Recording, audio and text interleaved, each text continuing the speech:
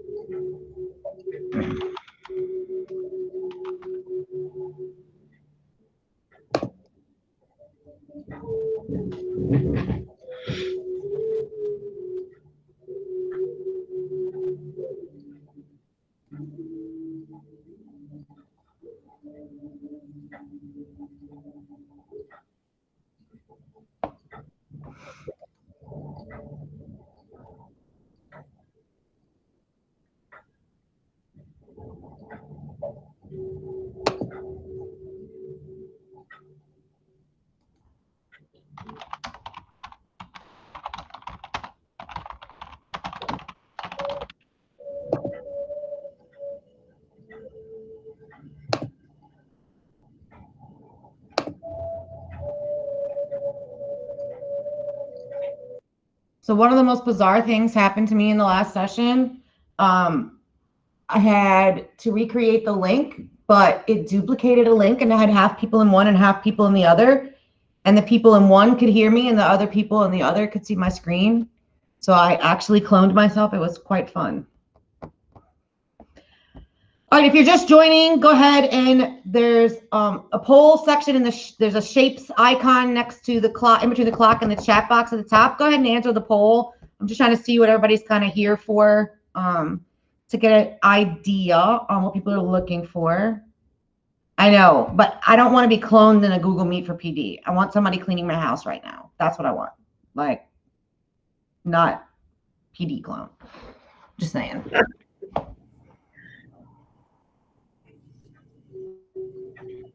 Okay. Kristen Oliveri, wasn't that going to be your job to figure out how to clone her?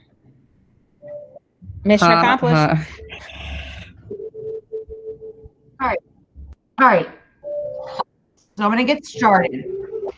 Essentially, what I have kind of going on is this is going to be a very ADHD presentation on some really cool apps and things that I've either used before or that I've found kind of during this pandemic to kind of help, engage the students a little more, especially since we can't do labs in class because we have kids at home, or hands-on activities and group discussions and all these lovely things that we like to do. This is also kind of all over the place because I was preparing for a K-12 kind of environment. So I am going to kind of be all over the place. I didn't organize it in any way, shape, or fashion like a blue or green human would, like by math, science, social studies, or like by age group, because I kind of tend to use things of all ranges.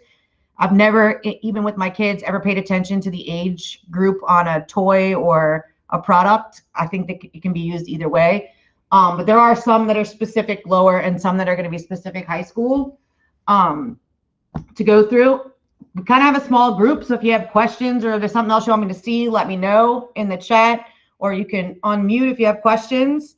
I'm kind of just going to show you real quick in the Discovery bookmarks. We have this EdTech resources page, and Courtney has helped kind of curate this page for all the things that we need to. And all of the office hours were here in September, all these videos. So we've kind of already done videos and how-tos on a lot of the platforms that you guys are using. So I'm kind of not looking at a whole lot of the platforms that we've done PD on before. This is going to be just kind of fun little activities and websites and links that I found that I like to use help me in my teaching and to help kids be engaged. I will say this, those of you who know me, I have two kids here, one's in 9th and one's in 6th, and I asked them both to tell me what their favorite technology tool that their teachers use with them. So of course, Grace was all like, Kahoot, I love Kahoot. Kahoot's the best. And Alex is like, I hate Kahoot. And he's in 9th grade. And Alex is like, I like Nearpod. And I was like, okay. And Grace goes, and so then my very next question before anybody could type a response was, I said, what is one thing you don't like that your teachers use? And of course, Grace says Nearpod because, you know, it's learning, God forbid. So Grace doesn't like the Nearpods. And Alex is like, I like Nearpod. And I was like, well, I was about to freak out because what do you think I did for my async assignment for my Biology 2 kids? A Nearpod. And it wasn't like a quick 10-minute Nearpod either. They had to watch a 20-minute lab with questions embedded and answer questions, but they are seniors. So I did kind of get a little bit of input, and I've kind of seen stuff that works.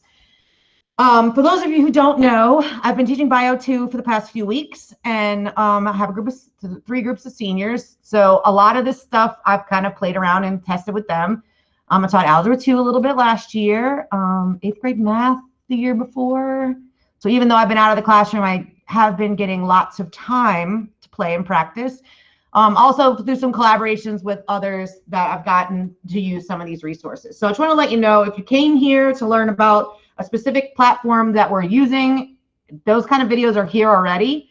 And I'll be more than happy to schedule some office hour time with you.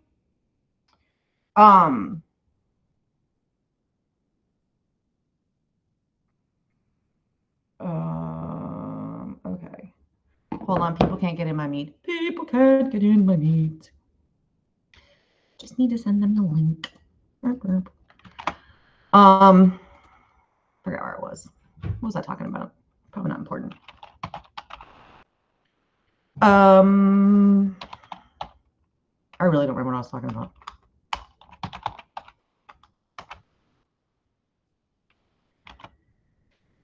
Okay. Oh. Never mind. You made it. My bad. Okay. So can you all see my screen? Yes. Okay, good. Perfect. And I am recording this. I recorded the first one, and they're probably not going to be remotely the same, but you can watch them both. All right, I am going to look at who's here and see what is happening.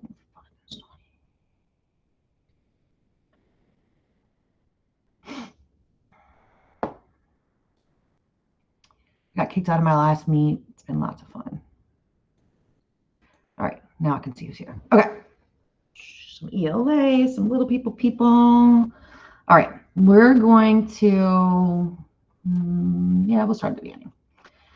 All right, so the first one I want to talk about is Geogebra, and I like this. There's not really, I think I had all the geometry teachers in the first one.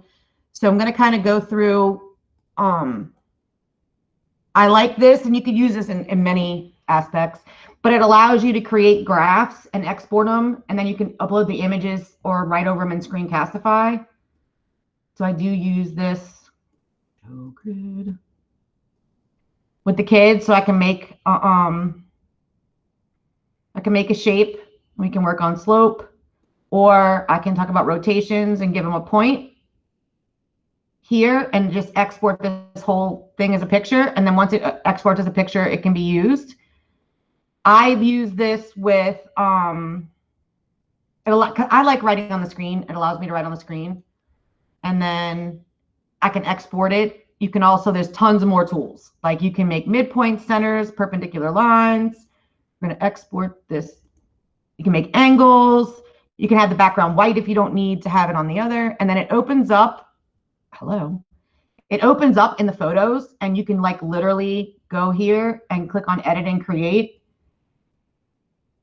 That's not what I wanted to do.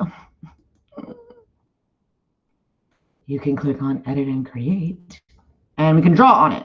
So now you can like write your math problem all over it. I'm not using my pen, I'm using my mouse, but if I wanted to do, or you could show them if you're doing a transformation, how they would have to do it, down, over, and then down and over, and then draw the new shape and have them figure out slope and all that. You can do, and I like it because it's the cleanest export. Like you can go and find graph paper and draw triangles yourself. I am not good at drawing straight lines on a computer at all. So I find it's useful. I think it's a little bit better to do it here than in the whiteboard because the whiteboard tends to get weird. And they also have it more than just geometry. They have They have 3D calculators, scientific calculators, graphing calculators, whole calculator suite. If I go into the 3D calculator,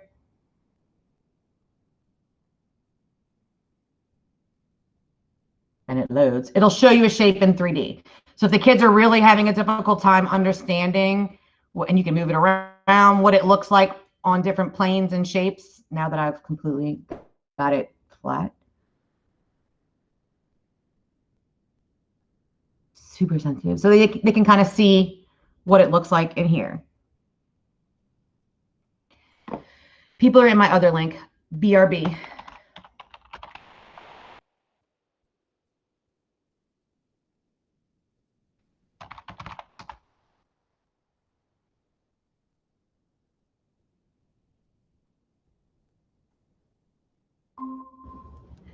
Yes, Lillian, wrong link. That was my fault because I used a different one, but then I lost control over my meet. So I'm putting the new meet in the chat. See you in a second. Okay. See, cloning myself all over again. Okay, because they could hear me. This is so weird that they could hear me in another meet, just in case you want to know. Okay, get out of here, back to my Quizlet. Okay, oh, and I wanted to share this with y'all. And I'll put it in the chat again, but this is like the links to everything that I'm kind of, and I'm going to skip a couple of things, but we'll see. Okay, so inside mathematics, I like inside mathematics. It has videos. So if you don't want or don't feel comfortable or don't want to have to reinvent the wheel, they have videos for like tons of different topics. And you can just like grab these videos that are showing examples on how to do things and put them in your Nearpods or in your resources or whatever. And it's been super helpful. I definitely say watch them to make sure that they're getting part of it. But this kind of aligns with their resources. So if you're going to take a lesson from them, the videos go right along with their lessons. They're kind of similar to the New York ones, but not as stringent. All right, then for math, we have Desmos, which I love me some Desmos. They have a graphing calculator. They have activities that the kids can do that take them through all kinds of different drawing items, and they're learning about the quadrants. The other thing I like about Desmos is it is the math tool that we have in Encore's Classroom. So I kind of started playing with this a little more than the Geogebra one because it has them here, but you have graphing calculator, and this is the Desmos one is the one on the leap. So they have a graphing calculator, scientific calculator, 4 function, the matrix, test practice, and then this geometry tool. So it's kind of this similar to the one we did before. Same exact kind of thing you can construct and whatever, and they have more tools. So this is basically just what we did, but it doesn't have as many tools as the GeoGebra one for geometry stuff. But the graphing one is the one that they use on the test. So the kids will enter in. So if we have, when I type X, why is this not typing? Well, that's fun. All right, so if we have X squared plus 1, it'll show what that looks like on the graph. And you can also zoom in, zoom out on the graph, whatever you want to do. And then you can add another. If you're going to show 2 and you're going to do X is equal to 1, now it's working. And then you can do these other ones, and you can break it down by steps. So X is between -1 and 1. Oh, well, let's do 10. Sure. And we're going to call this step 1. And you can just hit enter, and it'll show here what it looks like. And you can move it. It's kind of cool if you're into math. All right. This one is kind of more high school. Geometry proofs simplifies. So basically you do the same thing. You make the little graph, and then it makes them have to do the proofs or the steps on how they would solve these geometric figures. So that one's a cool one. All right. This is my all-time, one of my favoriteest websites. I use this all the time for my students because, you know, you find all kinds, especially in teaching biology too. You get all kinds of students. So I find a really good article about something on genetics, but it's way over the kids' heads, like college level reading. So this will take any text that you have, and I'll just go to Wikipedia because that's always way too high for the kids. We'll go to Wikipedia, and we're going to go to Snape's Wikipedia. And say I had this really cool article. You just literally copy and paste the information from the article, go back to Rewordify and paste it, and Rewordify the text. And what it does is it shows up in more simple text than was before. So down here, if I hover over it, it'll show me what the word was on the more difficult piece versus the new piece. So you could actually scaffold this for the kids if you were trying to get them to read at a lower level, but then understand why the vocabulary was more complicated, or even have them give them more complicated one, have them, you know, circle the words, and you can click on them. They can click on, so notice I clicked on insulting, which was originally sarcastic, and then it'll tell me sarcastic. It'll read the words for what it's supposed to be. The other thing you can do is it'll highlight the parts of speech by noun, pronoun, verb, adjective, adverb, conjunction, preposition, those sorts of things. And then there's also these things you can do. So right now it's listed as rewordified text. You can go back to the original text. You can get an export of vocabulary list with definitions and without, a word bank quiz, matching sheet, standard quiz. You can download a closed activity, or the text with the vocabulary built in. So I'm going to go ahead and generate a closed activity here. So this helps a lot with scaffolding. So what this will give, that you can print it, it'll give them the word bank, and then it's going to put the blanks here. And this is obviously my original here, my key here. So we're going to go ahead and click print page. And you can see this is my key. All right, if I go back and I do it when I do it without a key, it'll do it without a key. And these are my word banks on the information.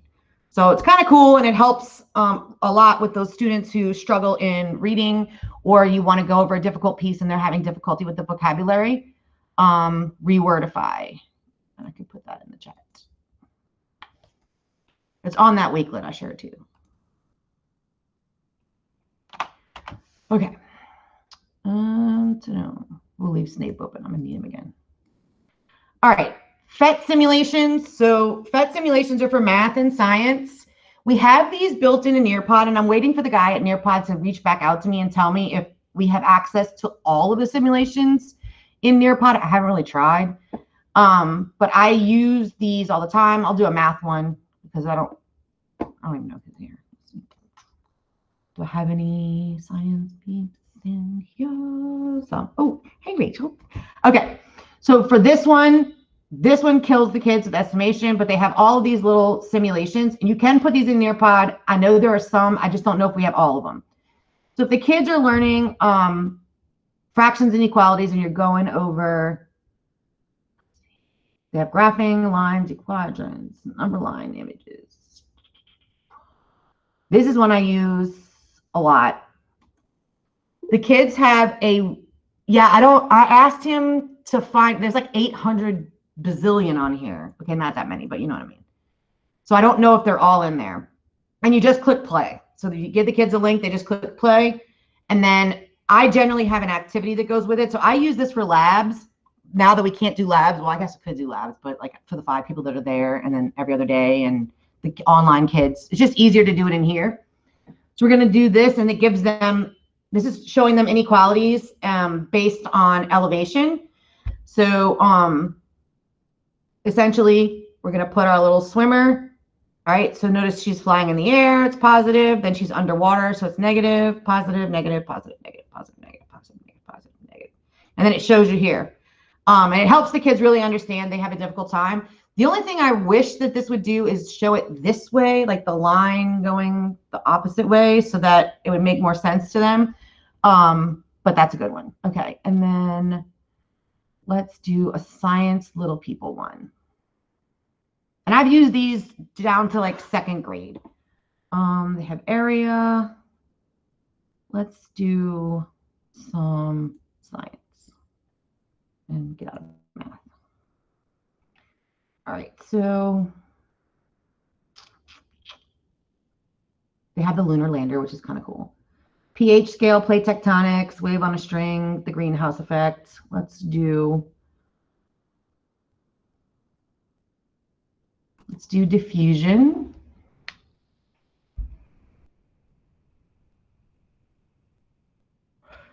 So for my middle school kids, you may not use all of this, but maybe some of it.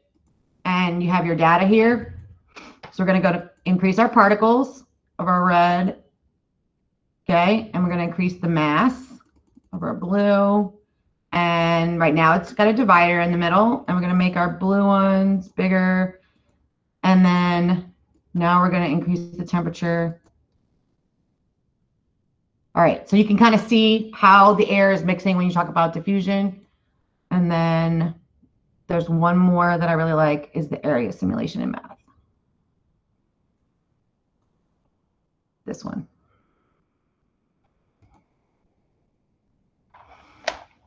And then explore. So the kids take these things out and they're trying to figure out the area versus perimeter, which is always another difficult task for them. So they can build their stuff here.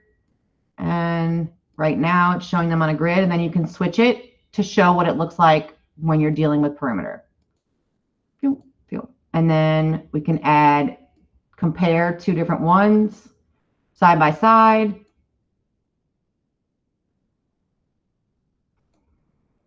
And then they can kind of compare area versus perimeter. So it'll give them the area and it'll give them the perimeter. Okay. This is one of my favorite science simulations. It's been really helpful. It does a whole lot of real world connections for the kids. Why does it keep logging me out? It's called Prep Magic. So it lets you, they have lessons and stuff. I don't ever look by lessons. I just start playing. So if I'm in middle school and then I want to look at, maybe I want to look at, states of matter, and we want to look at solids. So they have these little things that give them graphs. And we want to look at this one for temperature over time. You could do this as a in class activity that we're doing an example and showing them however you're going to do it. So we're going to put our beaker on, we're heating it up, it's showing over time, blah, blah, blah, and so on and so forth. It's got a timer on it. It's calculating. It's going to give us a graph. It's going to keep going. And then it says activity complete. You can reset the activity. You can also add pop quiz questions directly in here if you wanted to. I just use it as a simulation so they get the graph and then they can complete this on their own without, while I'm doing this at home, they don't have to do anything on, they don't have to like heat their stove and burn their house down while they're at home. There's also others. Yeah, here. And they have lessons that are here. They have life science. So if you're going through cell structure, and they have one for middle school, surface area to volume ratio, cell processes, transport, chemical reactions, genetics, mutations. So they have one here for middle school, and then they have, it tells you whether it's lower school, life science, physical science, life science, ecology, population dynamics, homeostasis is going to be endo and exotherms, and then heart rate versus temperature, which we've done in biology labs before, water on the goldfish respiration rate. So it kind of exposes them to data to read on graphs, which is super important for them for the LEAP. Let's see. High Adventure Science has these interactives. Factors affecting air quality is one of my favorites. That and climate change, but same thing. You can make this whole screen, and it's kind of like this little simulation. So we're going to click play, and we're going to make it a little warmer, and you can see the little particles that are going, the air pollutants, and it's kind of measuring my primary. We're going to add some more sunlight, and we're going to add more cars. And you can kind of see the graph changing. We're going to put a couple more power plants in. And then we're then going to make it cold. And notice air quality drops. So the kids can kind of see as they go along how things are affecting those. And these are super simple simulations that you can put inside of, Nearpods or anything. They have a climate change one that's good. The fracturing one I've used before, but it doesn't work right now. I don't know why. It wouldn't work last session. Okay, moving right along. All right, so this is the Annenberg Classroom. This is social studies. I'm kind of moving in the social studies realm. But a lot of the stuff that I have is cross-curricular. So I kind of don't, that's why I don't like putting things in lists and boxes, because if you're a science teacher, you're never going to look outside the box. So I don't generally do that. All right, so if you go down, they have the Guide to the Constitution, which gives you the original text paired with an explanation. So it helps them kind of understand what the document is. The coolest things are the videos and games and timelines. It's so hard to find a good timeline that you can use. So this timeline, they have them for Article 1, each of the articles. So we're going to go down to the First Amendment, and we're going to look at the timeline for the First Amendment. So it'll show you the timeline, and all of these are hyperlinks. So you could kind of, if you're teaching it here, the kids can see where the First Amendment affects way beyond the lessons you're teaching. You kind of make it more relevant to real world events, other real world events that they've had. And this is a really long one. I don't know why I picked this one. So if we go all the way to the most recent one, we have the ban on immoral, scandalous trademarks struck down. Texas may reject license plate design. Intended cited on an online threat case. So you can kind of see, this one's interesting. Court strikes down ban on inmates' beards.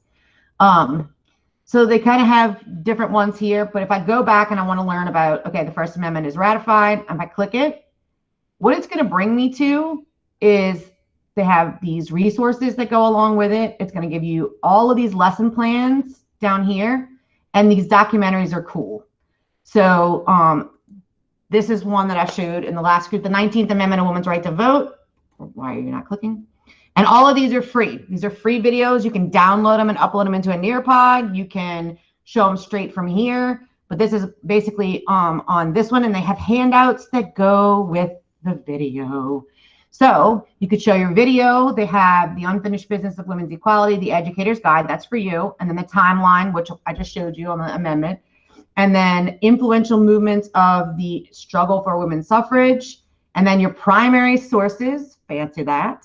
So if I want to go to the primary sources associated with this film, I can download the primary sources and look, all of it's here. Tons of links, a bazillion links that are amazing for primary resources. Go back. And then if I wanted to look at games, they have all of these different games that you can do. Sixth Amendment interactive game, Court Quest. This Court Quest one is really kind of cool. This is not the one. It's this one. Branches of power. So this is going to explain the 3 branches of government, which kids don't understand. I mean, there's adults that don't understand. But when you go through here to load the game, and you can launch it full screen and do it together in class. And it's not overly babyfied, and it's not overly adultish either.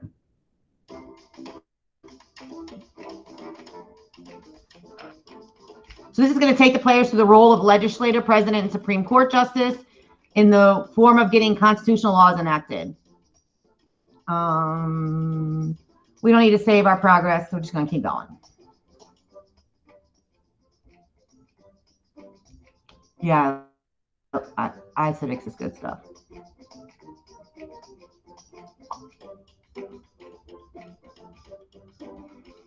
But it's the coolest thing about this is it's educational.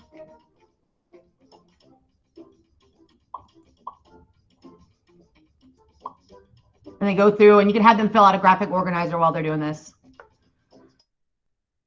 The Constitution Guide is cool too because it helps them learn. Why are you not going? You're mad at that I started this game? Shut up.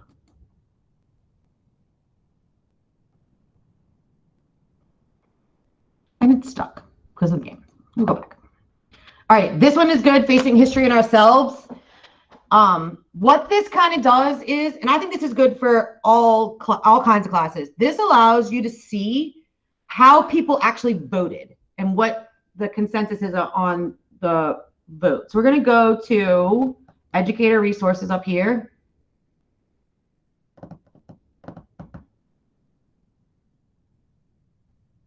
And I'm just going to go down to topics. You could search if you wanted. And I'm going to go to, where is it? I did one on this one. I'll do this one this time. Holocaust. So if you're teaching in ELA about the Holocaust or anything, they have all this stuff here. And they have all of these different collections. This.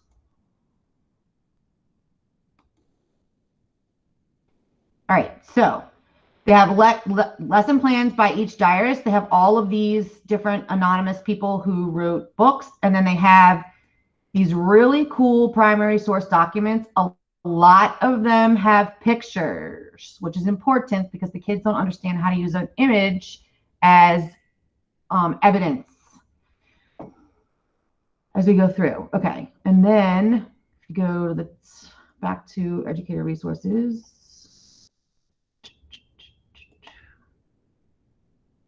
This. Connecting current events to the curriculum. So this allows you to help the students understand what's going on, and they have in the news now and then more current event resources. So you can even do this in a science class with COVID-19. We can go through global immigration, racial injustice in the United States, and it's got tons of articles and teaching ideas and blogs and collections that you can do. I'm trying to find one that has how the people voted on it, which was in the other.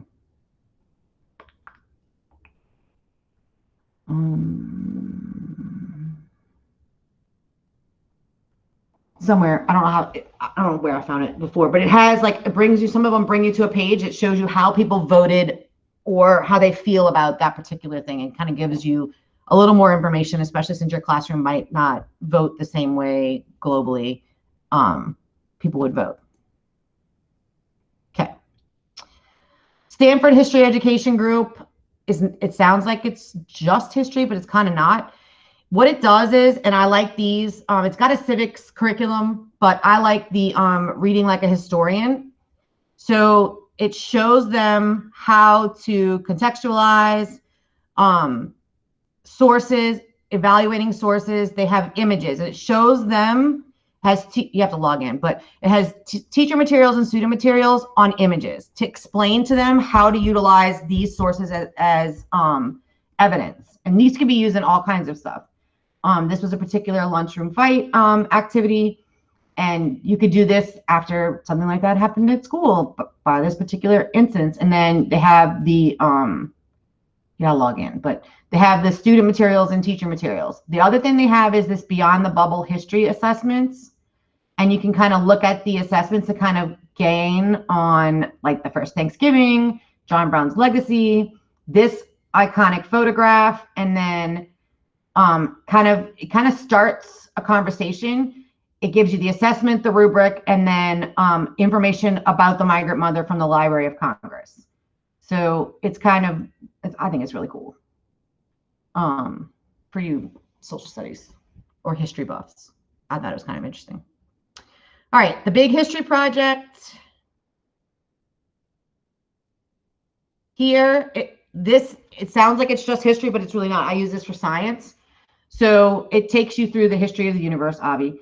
The Big Bang, stars light up, chemical elements, Earth and the solar system, life on Earth. So chemical elements I used in chemistry. The coolest thing about this website is the videos and the pictures are amazing.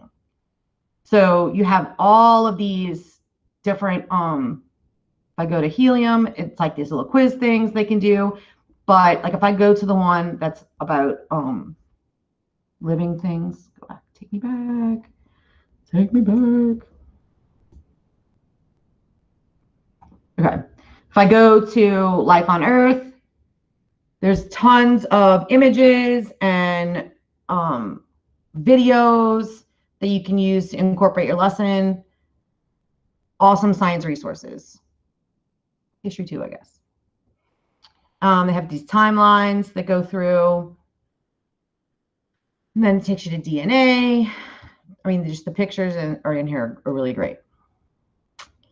Okay, moving right along. All right, this is an old website that I used to use, and I will say I played around with this when I started teaching again because it is one of my oldie but goodie favorites. It's an interactive whiteboard.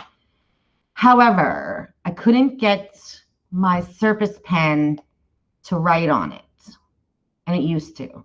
So I don't know if it's just mine or what, but basically, this is an interactive whiteboard. You get this link that you send to the kids, and they can chat here, in here, and you can save all of this.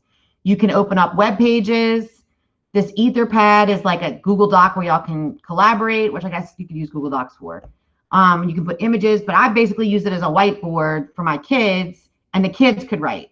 So like if you think in the classroom, when two kids are doing problems side by side or somebody's correcting somebody else's work, if I had somebody else logged in here with me, they'd be a different color, and we could do problems side by side in the old school way when two people went up to the board and did the problems, the same problems to kind of see. So I use this, but I don't know how useful it actually is still, but it's still fun.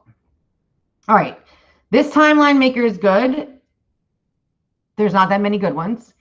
The only issue I have to say is it takes some building, and you have to build the template in Google Sheets. And once you build the template in Google Sheets for your timeline, it'll publish it, and then you can add to it, add video, add time. So I'd probably give them the timeline and then have them add information to it. Tried to open an example, but I couldn't in the last class. Let's try this one, a history of wine around the world. That's what I need right now. So this is a timeline about how wine colonized the world, because everybody needs to know this, right? And it's like an interactive timeline. You basically can click and drag, and as you click and drag, or as you go back and forth, they have these images, and the kids would add images and information to the timeline. They also have one that's called Best Bourbon of 2020, just in case you need that. Okay, back to this. All right, Kahoot. I'm not going to show you Kahoot. If you don't know Kahoot, plenty of people do. I'm not one of those plan ahead Kahoot people. I either play ones that people already made, or I use just the 4 color blocks. But Kahoot is good fun for all. I also use Kahoot. I'll say this. I use Kahoot more recently as like a brain break to like do fun. You got to watch them first though. Do fun quizzes on, like it'll play bits of a song and the kids have to guess who the singer is. So like kind of, they like doing that. I used to use those as an incentive in 8th grade. If they did well on the math Kahoots, then we could do a fun Kahoot. The kids like it. I don't know what visually stimulating makes them want to do those, but they do. The next one I want to talk about is Epic. Is anybody in here use Epic? Some of you little people? Epic allows you to create an educator where your kids can read any book for free. It also lets you create collections. Who said yes? Amanda, yes. It lets you create collections that you want the kids to read. The only problem I have, and I've seen with this, and somebody mentioned it in the last group, is it only lets you choose 1 grade level, which I guess it doesn't really matter. But if you're trying to choose different books, she's having difficulty because she teaches 3 grade levels, 5, 6, and 7. And she said she was only able to add 1. But if you're a parent and you have kids who read, this is cool. Just get it free and the kids can read free. There's tons and tons and tons and tons of books for them to read for free. And I know a lot of people are using Epic in the lower school. Okay. This is one of my all-time favorite apps. And I used to use this when I taught with iPads at Rummel.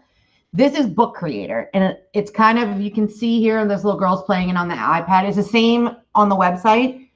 it's kind of an easy way for you to create this. Don't think of it as kids writing a children's book or you writing a book. You could create packets this way. I use this as a digital portfolio for my high school students. You can add photos, you can take pictures with a camera. They have pens, text, and a little microphone. So when we would do experiments, the kids would have to create them in Book Creator as like the lab report, and they would have to record their evidence or record themselves, you know, doing the lab experiment and add the pictures and all this kind of stuff. But there's tons of things you can do with these, and it's free. They have an option after the kids create, if you have them writing their own stories or creating their own books, you can actually offer it to parents if they want to pay to have it actually bound into a book. So it's kind of cool. Book Creator. Okay. Quizlet. I couldn't get Quizlet to load last class. It's not being my friend. But I will say this. I prefer Quizzes better than Quizlet. I think it's a little more updated. If you've seen Quizlet, it's like blue and white, and they do flashcards for the kids. But they also have a huge library. This is Quizzes, and it allows you to. They have plenty of quizzes. Let's try that. You can make lessons. You can make like it lets you drop down. You can make a quiz or a lesson. So this is a quiz, and this is just one on fractions and decimals that I pulled up. You could start a live quiz if you're doing this in class, or you can assign this as homework. And it literally is, they have to answer these questions. Super easy. And all the teacher did was put images in here. And they can hover over it and see it bigger.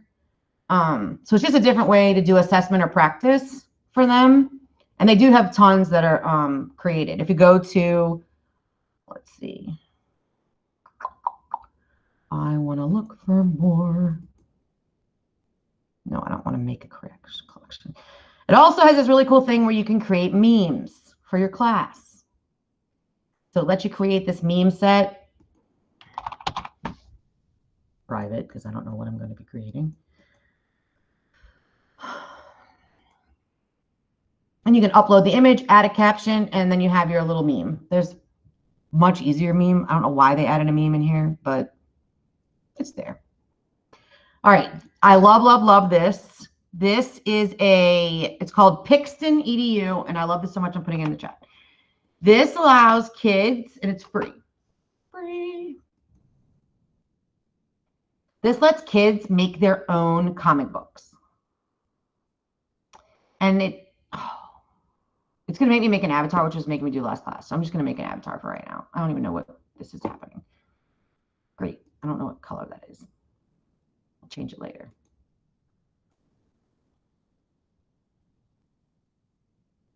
Because we all know this is not me.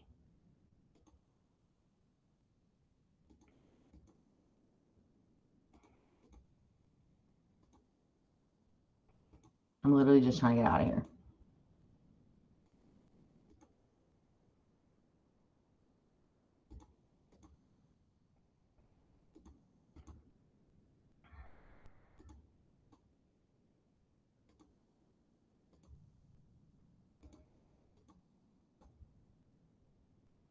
I am quite short.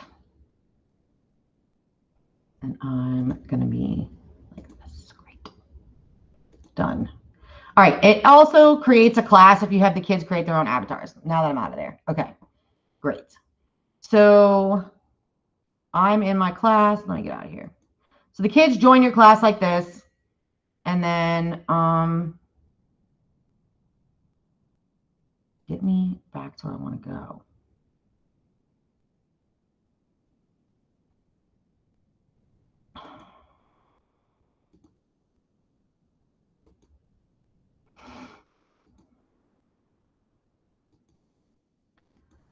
This is not what I want to do. Get me out of here.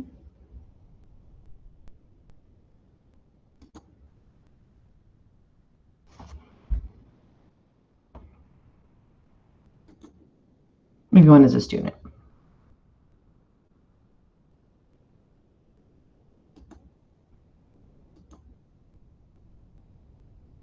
Oh, bother.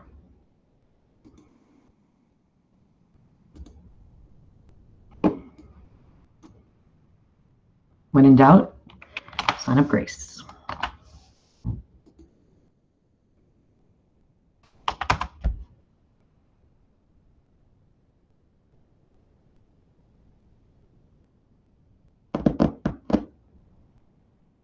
This is cool. I don't know why I won't let me show you.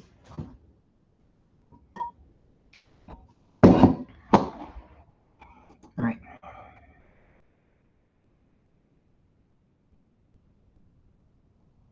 Students go here.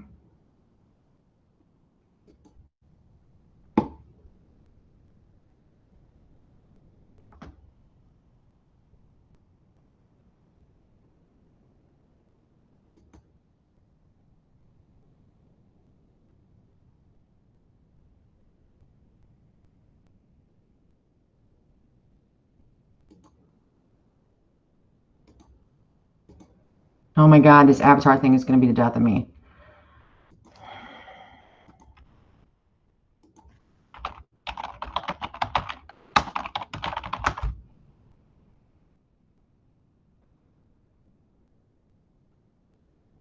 Just watch this flipping video.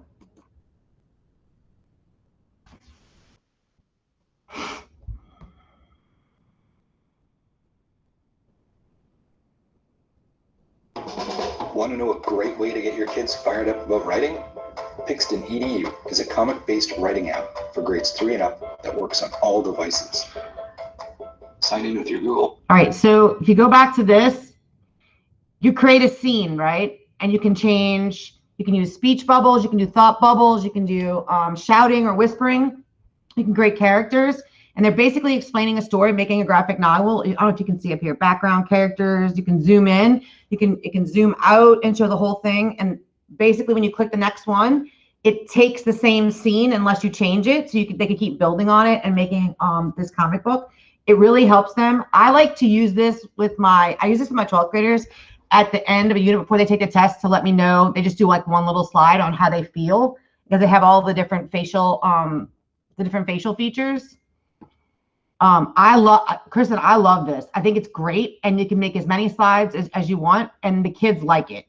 So I don't know why it took me to a point where I had to create a stupid thing, but anyway, I love this. I think it's great. It's one of my favorites. The kids use it. They like it. There's plenty of videos. Let's see. Let's see if it shows you. Like you can go through, see how they have the different characters. So this is what your students would look like in your class, and you can see their comics that they're creating. And then it gives you a class photo of all the kids, which, I mean, some people like that. They're all into Bitmoji and stuff. But this is what it looks like. So they created their little Start with a background, then add a character. You can even put yourself or other classmates in the comic. Yeah, he likes making these on his own, but I think he would like it. Zoom lets you change the perspective. So you can see if you can change the perspective. I just think it's really cool. And then they literally just type it in. It's very simple. After adding a speech bubble, preset facial expressions and poses finish the look of your character. Some of these have locks on them, meaning you can't use them, but there's plenty that don't. Here are some great examples of the different types. See how cool they are? I just think they're really cool. I mean, graphic novels are all big now, so I don't know. Well, at least Grace reads them. I don't know. Bring comics into your classroom and discover the best way to write. I just think it's cool. I think you could use it. Yes, it is like Powtoons, but easier. And Powtoons and I are not friends right now because I tried to renew my account and they are not located in the United States. So it kept closing out my credit card, which is not cool. So yes, I'm a huge Pixton Edu fan. Smithsonian Learning Lab. Sorry I spent so much time, but I really like it so much that I wanted to share it with you. I know that's may not be on your high list of priorities, but it is for me. All right, so the Smithsonian Learning Lab, you can create lessons, but I'm going to go into the Discover resources. They have resources and collections.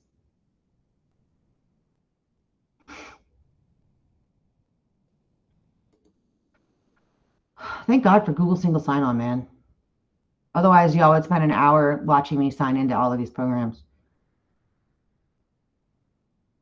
Okay, so I want to find. Why do you care? I'm old. What is the problem?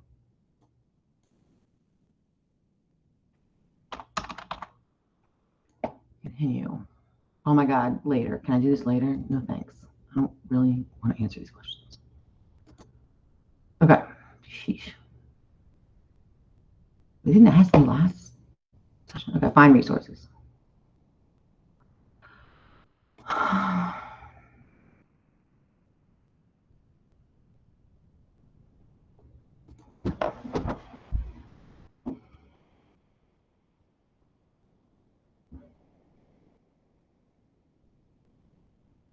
This is not what I asked for.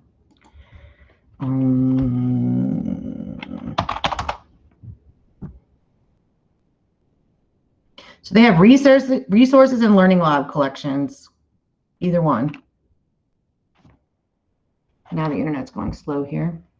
All right, so they have these images that you can go through. Let's go to the last page. Maybe there's something interesting there.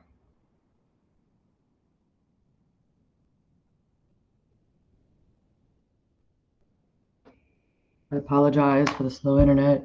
Turn my camera off, thinking that would help. All right, let's do Abe Lincoln. Tons of pictures, resources. Come on, son, let's go. It lets you add them. It lets you share them. I go to Learning Lab collections.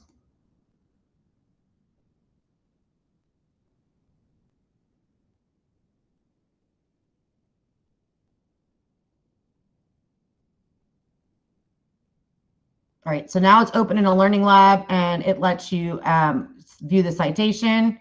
Here, you can copy the citation in MLA, APA, Chicago.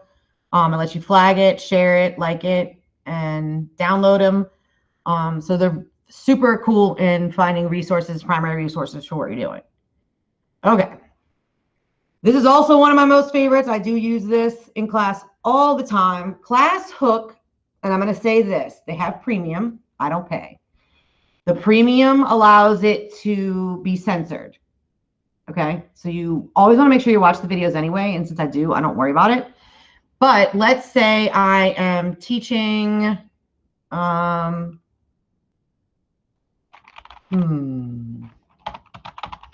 say I'm teaching measurement. And I wanted, these are like little, these are videos from common TV shows, movies, all kinds of stuff. I'm not finding what I want. Some of them are younger. Some of them are older.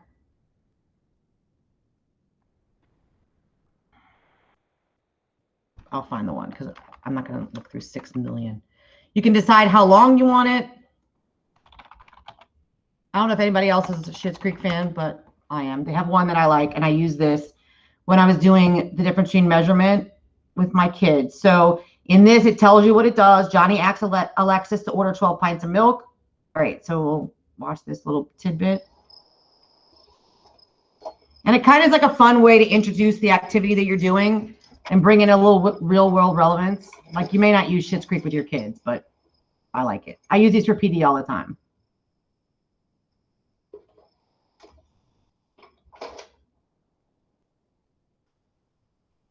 Alexis?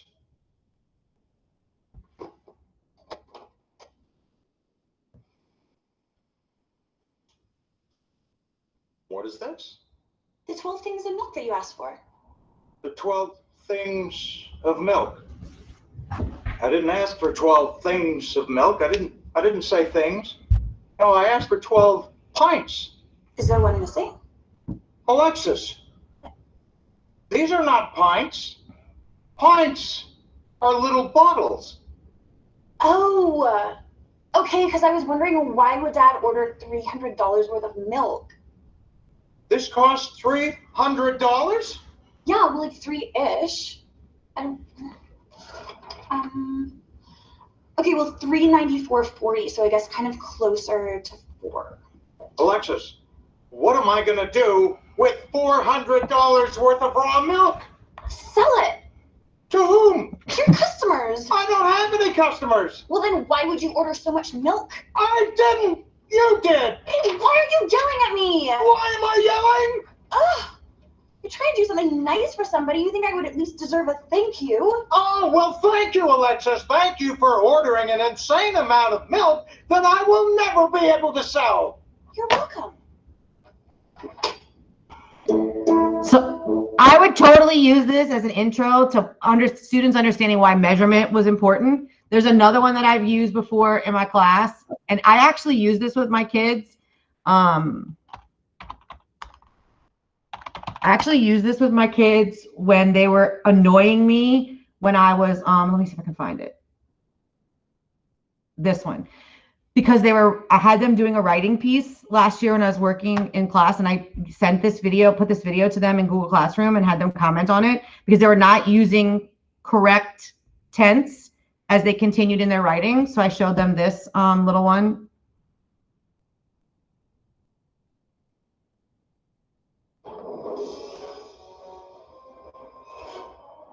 Right, 2015, not the 2015 that Marty and Doc were in.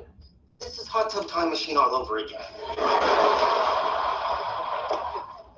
If future Biff goes back to 2015 right after he gives young Biff the almanac, he could get back to the 2015 with Marty and Doc in it, because it wasn't until his 21st birthday that 1955 Biff placed his first bet. Whoa. Is placed right?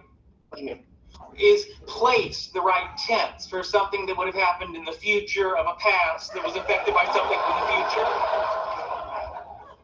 Had will have placed? That's my boy.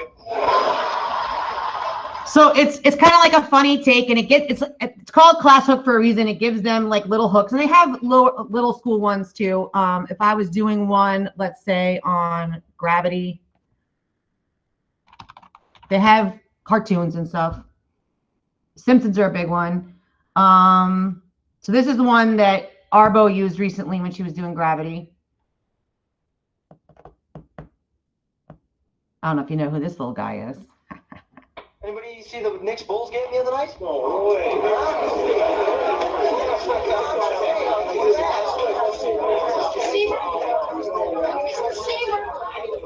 Excuse me. I thought today's subject was gravity. Okay, fine. Fine. I'm just trying something a little new with you guys, but I can see you're just not ready for it yet. Okay, we'll go by the book. You happy?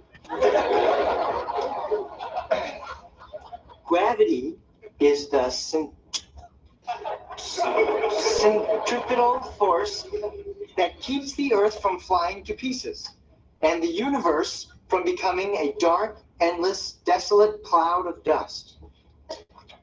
Wow, bummer. Mr. Seaver? Huh? What does that mean in English? A fair question. A very fair question. Does anybody have the answer to that? Speed. I certainly did not. Oh, I did. So it goes through, and she uses that, and she actually uses this as misinformation in here because it proves that the information in the textbook was incorrect. And they did a whole science experiment on that. And then there's other ones, like they have Ren and Stimpy. I don't know, I'm old, but they have all kinds of other things. If you're trying to do, let's do recycling. They have ones from The Office, which obviously, but they have these Beckman's World, Curious George for little people, the Recycling Monkey. So it's Peppa Pig. I mean, they have tons of them in here. Yeah, Ren and Stimpy is my favorite. Berenstein Bears. So it'll tell you here if it's considered elementary, middle, or high as you go through. Let's see.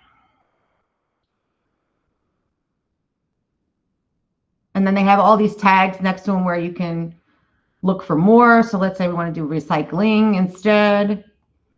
And then they have all these other ones on recycling. So I like Class Hook. I use it all the time. I think it's better than my videos, of course. Flippity is a flashcard maker, but so much more. You can skip. Generally, this started by you make a Google spreadsheet, and you can make any of these activities out of a Google spreadsheet. Crossword puzzle. So if you had, let me think, if I had a list of vocabulary words and their meanings, or like Spanish words and the English words, you could make word searches and crossword puzzles spelling tests, typing tests, whatever you want out of these. You can also skip the spreadsheet and just kind of set them up on your own and play, but it's kind of cool. They have a name picker thing where you could put all your kids' names in if you wanted to. It does take a little bit of work on the back end. I'm not going over Flipgrid. Y'all are well aware of that. Plagiarism is, I'm going to show you real quick. This is a plagiarism website that allows you to view plagiarism. You can just kind of take a paragraph and you copy and paste it in here, and then it does take a little bit, and it is free, so it's not the greatest as you go through, and you can kind of see if kids have at least copy and pasted from somewhere on the internet. It's not going to tell you if they copy and pasted from each other. So that one's pretty cool. And then I have all these millions of things open. I don't know if y'all noticed, but like Google Meets does not like you having more than like 2 things open, and my computer has a million all the time. I'm gonna oh, this is what I want to show you. Okay, so some people, especially in my PDs, I make videos, and I discovered that some people don't like, they like to be able to read instead of watch a video. So is this the one I wanted? Nope, this is the opposite. Let me go back. It is,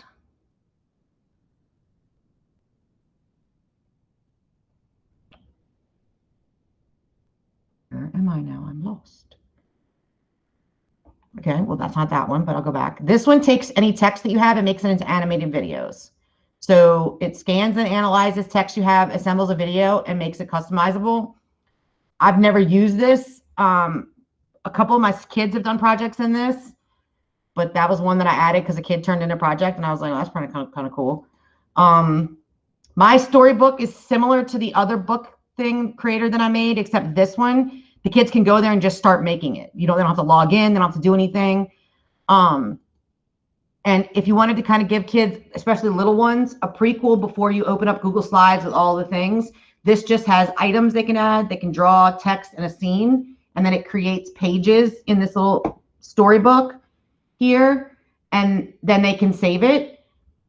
But I don't know, there's nowhere to export it from here. I guess they have to log in, but it is kind of cool to let them just kind of play around with, using the tools and adding things in before you kind of get them into Google Slides or something a little more in depth. My Storybook. All right, this is one of my favorites, and I'm showing this to you, and you can go fool with it if this is something you're interested in. So in this I used to use this all the time, and then it kind of sucked for a while, and now it's better. Basically, you can create classes, and it used to sync with Google Classroom, which it still does, but we don't use Google Classroom. You can create classes that way. You can add your kids, or you can just share the resource. So this is a class that I created, and these are the notes. So let's say I gave them these notes on the reproductive system. All I did was copy and paste my notes that I normally give them in here. You can make flashcards from here, but then you can create worksheets from the notes. So you could do this for anything. I'm going to randomize the questions. You can make it mandatory, but I'm just going to leave it as is. You can put how many questions you want, and I only want multiple choice, matching, and fill in the blank. So I'm going to take out this historical ordering, and I'm going to click create, and it makes a worksheet, an online worksheet, and it will show you what the correct answers are here. And then you can export this to your students and publish it or share it, and the kids can do it as a worksheet or a review. They can also create their own, and you have to kind of have the notes ahead of time, or copy and paste notes or some sort of transcript that you have information in. But it's kind of cool because it kind of takes a little less time, and I've always used it with my biology kids. Like I said, it went through a period where it wasn't that good, and now it's a little better.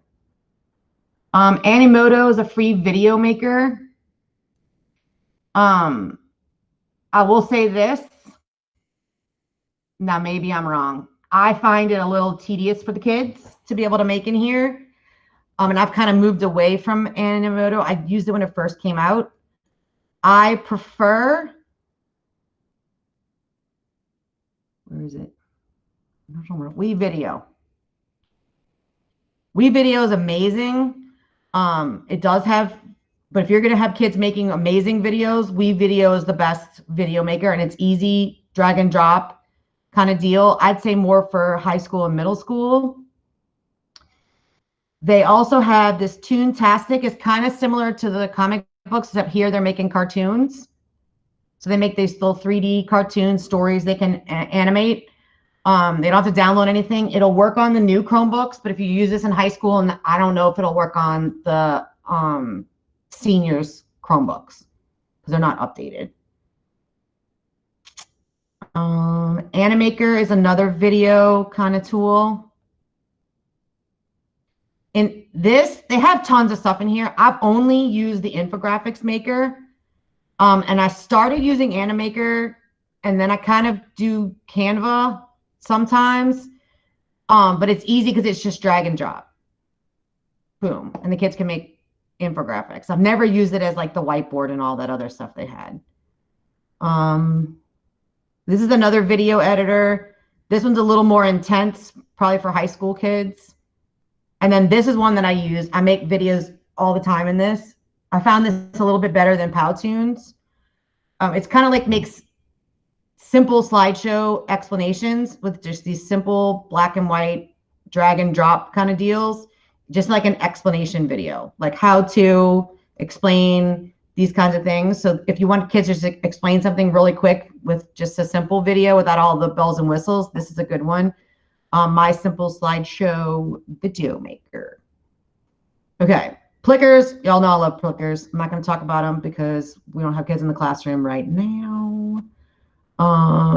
This is the one I was talking about before. Ha, let me find it. So this allows you to take any video and give you a transcript for it, which might be useful, might not, but maybe you need it.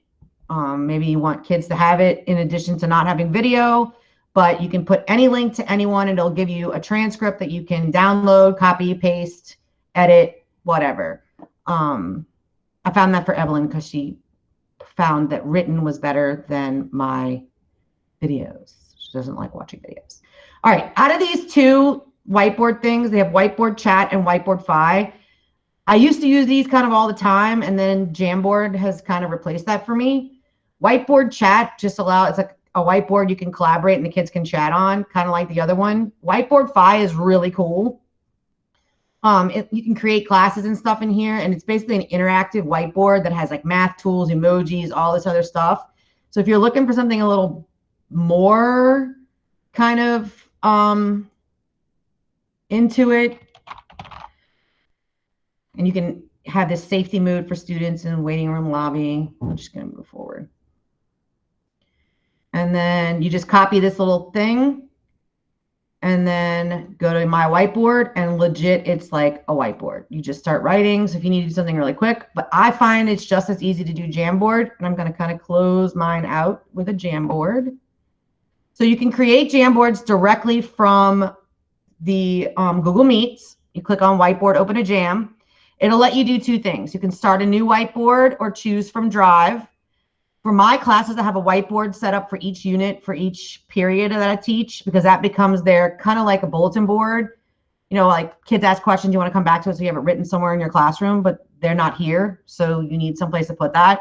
So I'm going to go ahead and start a new whiteboard with y'all, and a box pops up, and it says that all you people that are here, and it's going to default to view access, but I'm going to change it to edit access because I want you guys to be able to edit it if you want. And then basically, once it opens, it's going to open and give you the link to, or the name of your meet or whatever. And then it's going to pop it in the chat for you guys. And you can draw straight on here. If you wanted to, if you were using your pen, you can erase on here. You have a pointer tool. You add stickies on here. Or if they have questions, and I know I spelled that wrong, I don't care. I like it because I can, if they have questions, I can add images directly from like Google. They have a question. Oh, I want to see what the muscle tissue looks like. So I can go grab an image search of muscle tissue. I can click on it, insert it into my Jamboard. I can make it bigger, and then I can just literally start labeling all the things. And then you can change the colors of these up here. So we're going to make it orange so you can kind of see it or not. And then I can either just draw an arrow, or they have these shapes tools. on here, and then I'm going to show you, I'm going to open up for, y'all can still play in that, but I'm going to open up one that I have for my kids so that you can see what it looks like. So when it goes through, I say to open for my drive because that's where they all are. That's not what I wanted to do.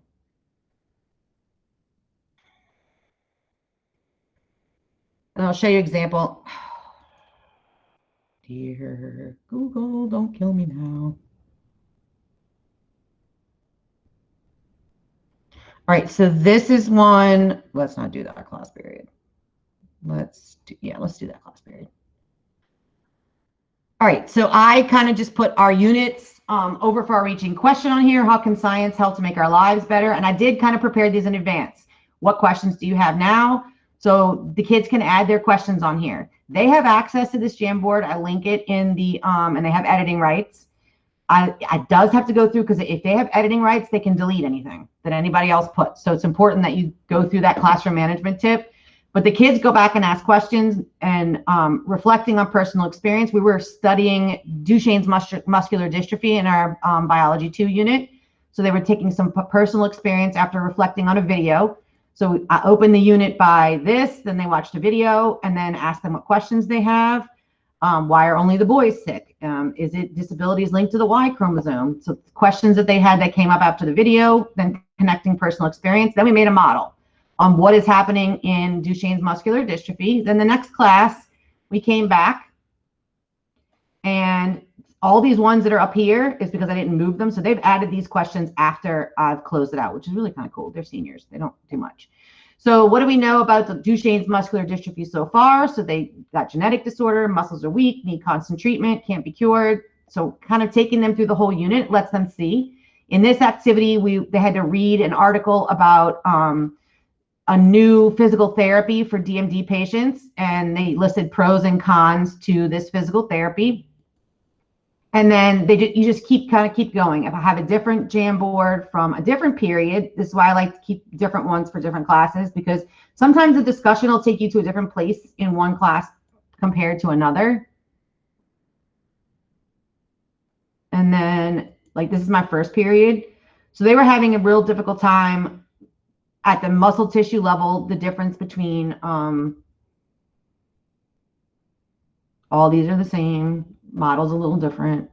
Questions. All right, so this is the normal muscle tissue, and this is muscle tissue in a patient with Duchenne's muscular dystrophy. So we kind of did that and added to our model, and then what they needed, they asked for specific vocabulary words. So I put vocabulary and added these words on here. And then this is there. What do we know about DMD so far and their pros and cons? And so it's kind of different. But I like creating that. Some people make Jamboards and then just give the kids view only, like you're writing your examples for math class on here and you keep those for the kids to view later. I think 6th grade does that. I've seen Grace look at some Jamboards for math. But I really like using the Jamboard. Go ahead. Does anybody have any questions? I know I didn't go over, I thought about this after. I didn't really go over some of the, like the ones we always do. It seems like we always go over the same programs, every PD that we've always had. And you guys are, you know, not saying get sick of seeing the same thing, but I wanted to kind of show you some different things that I'm having. I've had to go back to a lot of these resources recently by teaching in the classroom, trying to get the kids engaged. And I wanted to give you some quick snippet ways of kind of reaching out to just 1 or 2 things that kind of stood out to you that you think you could use in your classroom. Obviously, if you need more time with particular programs that we use, sign up for office hours. I'm always available to do that and to go through and learn stuff with you guys. But I hope you guys enjoy what, you know, the snippets of stuff. If there's anything you want more of, let me know. Or if you need help with doing any of these, please let me know. Any questions? Brandy? Yes. Can you remind me how to sign up for office hours? Because I need help on what I was asking you about last night. Oh, yes. I can show you that right now because that's one of the things that I never showed anybody. Ah, sweetness. Anybody else have any questions? Or want to just hang out? We're going to, yeah, y'all can, I don't even know what time. Did I go over? If I did, I'm sorry. Oh no, I'm early. Oh, I'm on time. What is happening? I Oh call my myself God. and I'm on time. What? You need to add, I think I turned it off. I had it on yesterday and it wouldn't do anything. So I got rid of it thinking it was the wrong thing. So I guess I need to go into, What is it called again? Grammarly. I think I deleted it. it's like EQUO, Okay, Equus something. I don't know.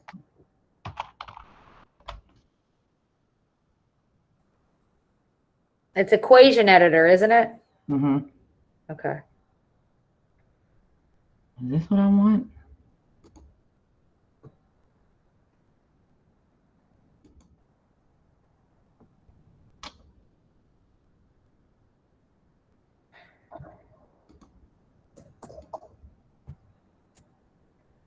Where did it go?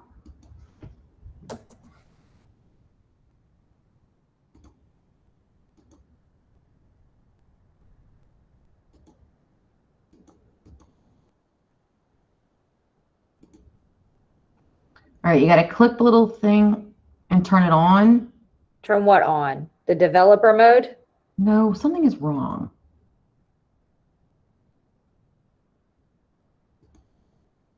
Let me refresh this. Emily.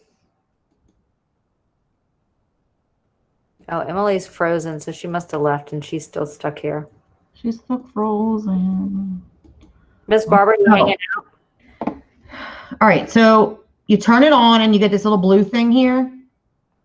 You're not sharing your screen anymore, so I don't know what you're doing. Sorry. You know, you gotta speak slow for me because I'm technically challenged. Okay, so right. turn what on? Turn the little button. Press the little button on and say quiz time, blah, blah, blah. Click OK. I don't have that. Wait a minute. I don't have that thing yet. How do I get it? Go. Okay, I'm at extensions. What's it? Spell it for me. EQUATIO. ATIO. It says no search results found.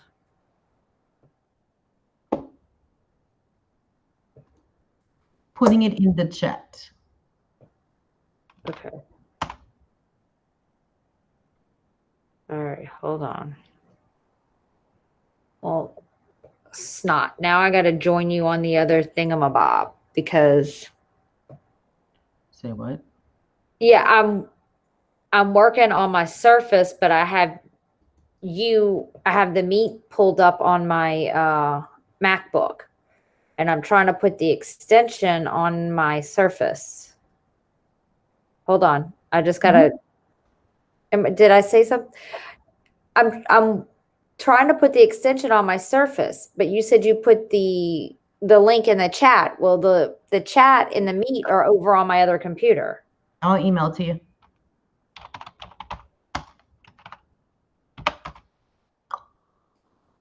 I was confused, but I'm not now. Thank you.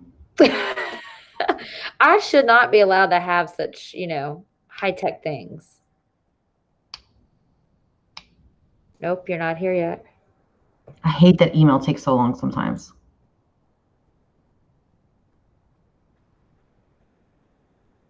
One of my students sent Lillian an email the other day in the middle of the school day, and he hit send, and he turned around, he looked at me, he goes, "She hasn't answered me yet." I'm like, it probably hasn't even gotten there yet. Nope, nothing, nada.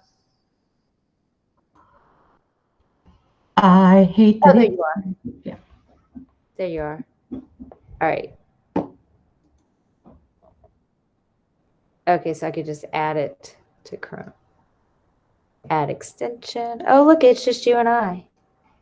Everybody left. I don't know if Nikisha Young was actually there or what. I kicked her out. I was there the whole time, but then Rosalie's therapist called, so I had to stop to deal with that for a few minutes. That's why I took my camera off.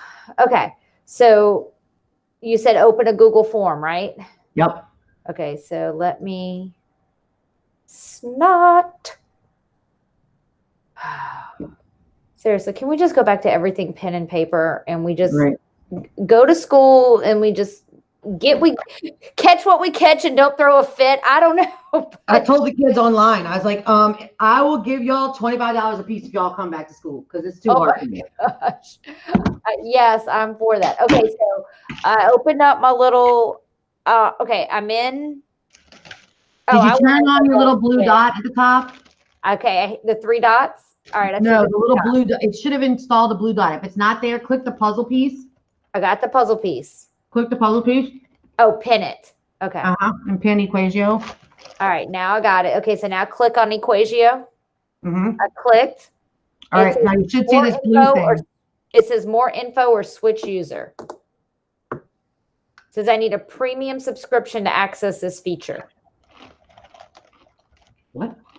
Yeah. I've never seen that. Okay. Let me see if I can find you a premium code. In the meantime, watch what I'm doing. Oh, God. All right. Hold on. I'm going to video you because y'all know I'm going to screw this up. Hold on.